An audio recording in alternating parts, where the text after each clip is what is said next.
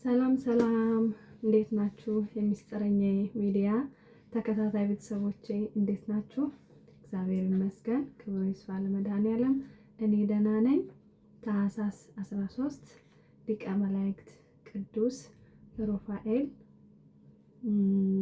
ቅዳሴ ቤቱን ያስጀመረበት እንዲሁም ተአምር የሰራበት ቀን ነውና እንኳን ለሊቀ መላእክት ለቅዱስ ሩፋኤል ክብረ በዓል በሰላም አደረሳችሁ አደረሰን። የቅዱስ ሩፋኤል አምላክ ከመከራ ስጋ ከመከራ ነፍስ ይሰውረን፣ አሜን። ምልጃው ጥበቃው አይለየን።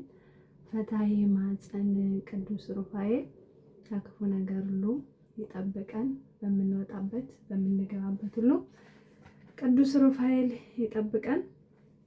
እንግዲህ ሚዲያ ላይ እንደምታዩት በትግራይ ክልል በጦርነት የተፈናቀሉት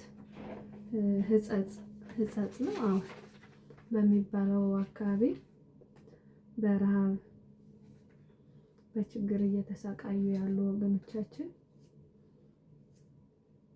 በጣም ነው የሚያሳዝኑት። እውነት ለመናገር ራብ ጊዜ አይሰጥም። ማርያምን ራብ ጊዜ አይሰጥም። እግዚአብሔር አምላክ ምሕረቱን ርኅራኄውን ይላክልን።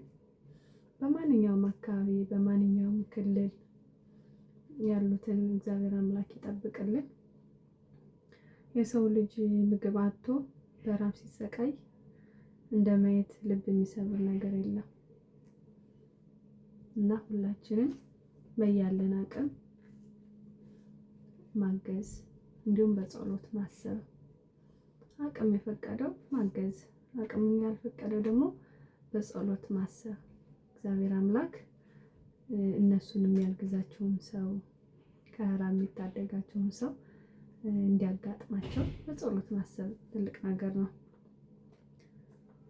እና ወገኖቻችን የአቅማችንን በማገዝ የሰው ልጅ ሕይወት ከሞት እንዲሁም ከረሃብ እንታደግላለሁ። በጣም ነው የሚያሳዝኑት። ውሃ ጠምቶን እያሉ የሚበሉት ነገር እንኳን ራሱ የሌለ ሆኖ ምግባቸው በምግብ እንደዚህ ተሰቃይተው እንደዚህ መሆናቸው በጣም ያሳዝናል እና ሰውን መርዳት ሰው መሆን ይቀድማልና ሁላችንም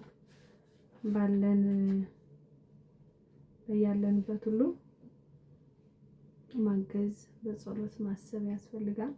እግዚአብሔር አምላክ ሀገራችንን ከረሃብ ከጦርነት ከሞት ከበሽታ ከሁሉም ነገር እግዚአብሔር አምላክ ሀገራችን ይጠብቅልን።